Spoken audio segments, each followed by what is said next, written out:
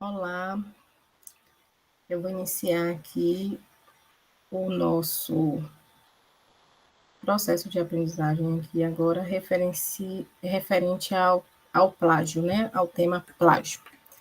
Eu uso aqui para essa aula o slide preparado pela professora Mara Aparecida Alves da Silva, um slide muito bem feito, faço menção, né, a isso e utilizo para essa aula, né? O que seria esse plágio que faz parte dessa metodologia da pesquisa científica, né, esse tipo de aprendizagem, e eu acho que é válido mesmo. A gente precisa estar antenado quanto às nossas produções e conhecer, né, quais os processos, os trâmites, os rigores que são necessários para essa escrita científica. Então, plágio é uma prática que tem sido comum em diversos campos, inclusive nas publicações, e elas precisam ser combatidas. O que seria plágio, né? O plágio é a apresentação feita por alguém como de sua própria autoria de trabalho, obra intelectual ou qualquer coisa assim, mas que na verdade é de outro. A palavra provém do termo em latim plágio, que quer dizer furto. O plágio, quando ela se apresenta nas obras acadêmicas, isso quer dizer que a pessoa citou alguém, um texto de alguém, então eu li alguma coisa no livro de Manuel de Barros e transferi, né, alguma coisa do livro de Manuel de Barros para o meu trabalho acadêmico, sem citar Manuel de Barros, sem fazer referência de que aquela ideia que eu estava colocando ali era de Manuel de Barros. Isso é plágio, porque eu me aposso de uma ideia, né, que não é minha. E isso é plágio, né? E a gente precisa tomar muito cuidado com isso, né? No começo, quando nós chegamos na graduação, a gente tem um pouco de maturidade quanto a isso, mas depois, na vida acadêmica, a gente vai entendendo que o que a gente precisa fazer é ler, apreender as ideias, escrever essas ideias com as nossas palavras no nosso texto e referenciar os autores daquela ou daquelas ideias. Então, ocorre plágio nas obras acadêmicas quando alguém apresenta ou assina como seu, em todo ou em parte, texto, representação gráfica, imagem ou qualquer outro tipo de produção intelectual de outra pessoa sem o devido crédito, mesmo que involuntariamente. Então, a gente precisa ter muito cuidado. No âmbito acadêmico, isso acontece muito. Não é só no âmbito acadêmico que o plágio pode acontecer, né? O plágio pode ocorrer no âmbito de uma obra de arte, de um modelo de algum estilista, né, que foi copiado sem o crédito, qualquer coisa assim. Quais são as principais modalidades de plágio acadêmico? Existe o plágio direto, que é quando há a cópia literal do texto original, sem referência do autor e sem indicar que é uma citação. Às vezes a gente pega uma citação lá de Manuel de Barros, Lúcia, eu quero colocar igualzinho Manuel de Barros falou, eu quero colocar no meu trabalho. Eu posso? Pode. Desde que você coloque, se a citação for o que você quer colocar de Manuel de Barros no seu trabalho, tiver menos de 3 linhas, até 3 linhas, você aspeie, coloque aspa, coloque autor, ano e página, certo? E se ele tiver mais de 3 linhas, você recue, siga aquela normatização da BNT, recue 4 centímetros, coloque em espaço simples, fonte menor, e coloque autor, ano e página. E aí você pode pegar o que Manuel de Barros falou igualzinho e colocar no seu trabalho, certo? Se você pegar igualzinho, colocar no seu trabalho e não colocar a aspa, ou não colocar o autor, isso vai se configurar como sendo seu. E isso é plágio. porque você copia o autor sem dar a ele o crédito. Esse, então, é o plágio direto. Você pega a cópia igualzinha, tá, no autor e coloca no seu trabalho como se fosse seu. Aqui é um exemplo de plágio, né? A gente lê a fonte original, o texto original diz assim: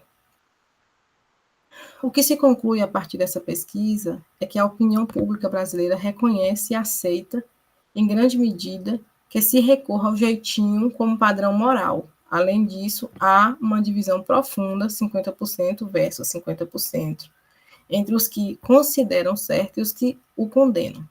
Por isso, se os níveis de corrupção no Brasil provavelmente estão relacionados à aceitação social do jeitinho, que é grande e bastante enraizado entre nós, os resultados da pesquisa indicam que temos um longo caminho pela frente se o que desejamos é o efetivo combate à corrupção. Isso está no texto de Alberto Carlos Almeida, A Cabeça do Brasileiro. O que é o plágio aqui, né? Quando você tem uma escrita e que você coloca assim: é bem provável que no Brasil a corrupção esteja associada à aceitação do jeitinho como prática social aceitável. Isso indica que temos um longo caminho pela frente se o que desejamos é o efetivo combate à corrupção. Quando você vê o que está em negrito, é o que está escrito pelo autor na fonte original, na primeira coluna que eu li, e que está nas últimas 3 linhas. Então, este texto que está em negrito, ele deveria estar entre aspas, para indicar que essa parte do texto é igualzinha à do autor, né? É do texto original. Mas não tem isso. Então, nesse comentário, a gente percebe, né, que o plágio se configura aí. Se você queria citar corretamente, você deveria citar dessa maneira, que é a última coluna, né, citação direta correta, onde você faz o texto, a parte que é sua, que é essa, é bem provável que no Brasil, e essa parte que está em negrito é retirada do texto original. Então, ela vem entre aspas, com o nome do autor e a página ou as páginas em que essa parte do texto está no trabalho original. Ok? Ah, eu coloquei, professora, 4 palavras do autor original, mas eu esqueci, né? A gente precisa ter cuidado com isso. O plágio indireto, que é a reprodução com as próprias palavras das ideias de um texto original, sem indicação da fonte. Paráfrase, gente, é nós pegarmos a ideia do autor e escrever com as nossas palavras. Só que muitas pessoas acham que porque escrevemos com nossas palavras, aquelas ideias já são nossas. Não. As palavras são suas. As ideias continuam sendo do autor ou dos autores, onde você leu aquilo ali. Certo?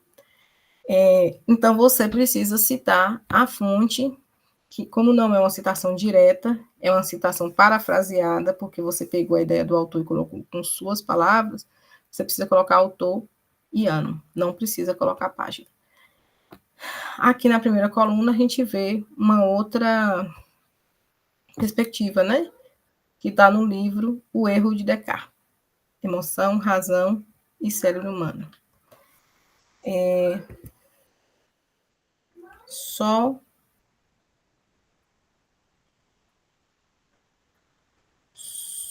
Somente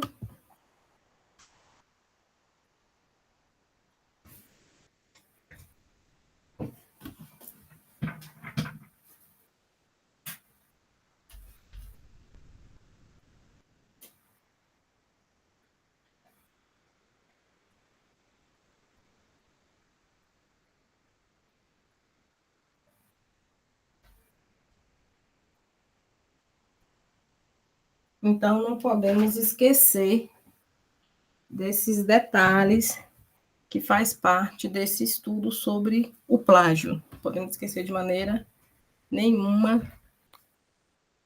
para não recair sobre nós nenhuma culpa, né?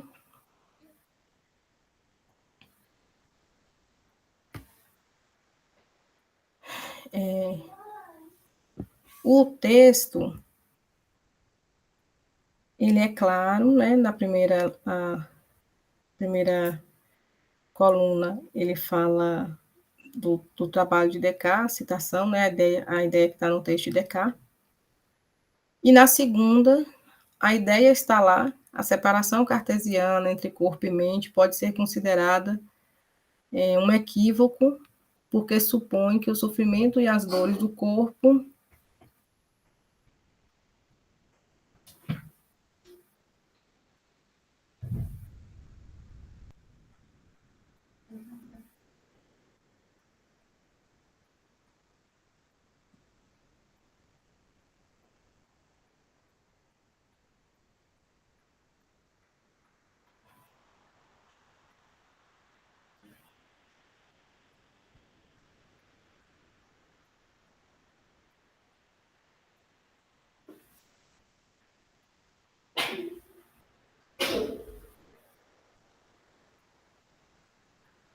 Então, a ideia de separação corpo e mente, que é de Descartes, é citada no texto, mas não faz referência ao autor, né?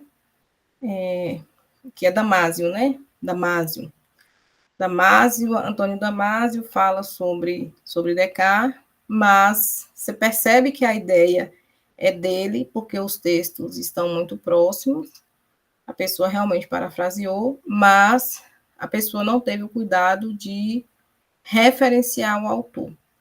E isso é plágio. A forma correta seria essa outra que está do lado, né?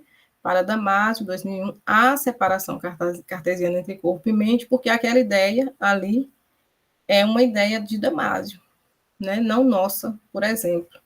A gente não pode tomar posse da ideia das pessoas dessa maneira. Então, esse é o plágio indireto.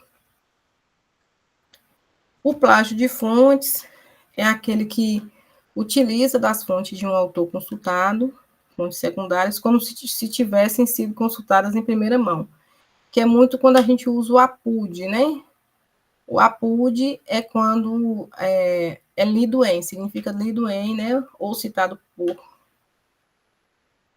Então, eu quero citar um texto original de Platão. Vamos dar um exemplo, né? De Freud, tá mais contemporâneo. Mas eu não tenho o livro. Mas eu baixei um artigo que cita o texto original de Freud. Então, se eu quero aquele texto original, eu posso colocar no meu texto, mas aí eu tenho que colocar o autor daquele artigo que eu li, vamos dizer assim, Maria Souza, né? Então, Souza, 2023,